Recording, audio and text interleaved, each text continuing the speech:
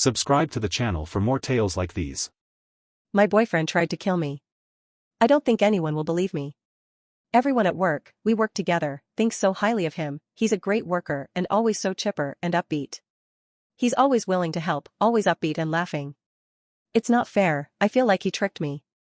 When we're all alone, his demeanor completely changes. I remember how he sounded to the police. He was calm and in control. And as always, I'm the hysterical one. It hurts like murder.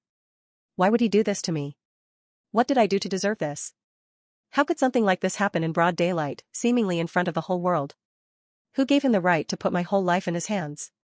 These thoughts raced through my head, and then I remember that I pursued him. I pined after him for months. I dumped my current boyfriend for this monster. I remember when I did that, I was convinced it was one of the hardest things I'd ever done. I laugh at that now. What I'd give to have my ex back. Not because I love him, he was no prize, but he wasn't malicious. He wasn't conniving and manipulative, or downright evil. He was sane. He would never do what Cody did. I'd love a sane guy. Now I don't want to love anybody ever again. The car has always been the place I felt most comfortable and safe. My dad used to take me for car rides, and then Cody came along and he would drive me for hours, carefully, patiently. He flipped the script, just as he always does. He used my weaknesses against me, as every man has ever done to me before. Though I was scared even beforehand, why did I do this? Why did I get in the car? I knew the only way I'd be 100% safe was if I stayed at the apartment with our friends. He couldn't treat me badly around Nate and Dustin, his reputation means too much to him. But I wanted to be agreeable, and I knew that they had enough of his drunken antics at that point. I wanted to do what was best for everyone. I knew I was sacrificing my safety, but I didn't want to cause any problems. Hey, maybe everything would be okay. Sometimes it is. But I could feel it in the pit of my stomach that as soon as we stepped out, he would take his mask off. Immediately, he started speeding. He ran stop signs.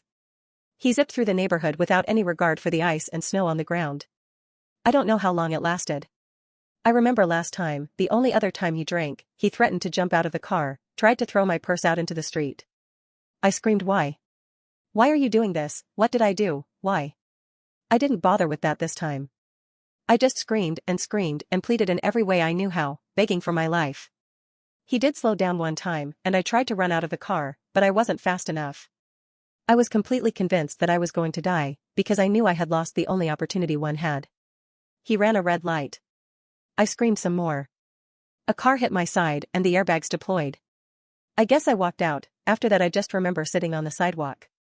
He said nothing to me. Just called his mom and walked away. No apology, no asking about my well-being. I called Nate and Dustin after waiting for the police for 20 minutes or so. They dropped me off at my parents' and I slept for 10 hours.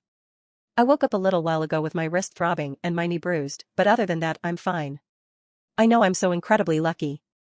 I'm trying so hard to be grateful, but I only feel sad, and at times, angry. I could type "how could you" 1,000,000 times, and it wouldn't be enough. I wonder when it'll all be okay again. I'm not going to be his passenger anymore. I'll take myself for car rides from now on, after my wrist heals and I pick up all my pieces. Thanks for helping me vent. Top comment. First things first, you need to be seen as you could have internal damage. His car insurance needs to cover that. Then you need to file a report with the police. They know how these guys are. Next, request a restraint order. Block him from your phone and all social media. Do not ever go back. Don't answer the door if he shows. Call the cops. Get counseling. I've been there. My first husband tried to kill me 3 times. I didn't leave until I found a bruise on my baby's leg he couldn't explain. Subscribe.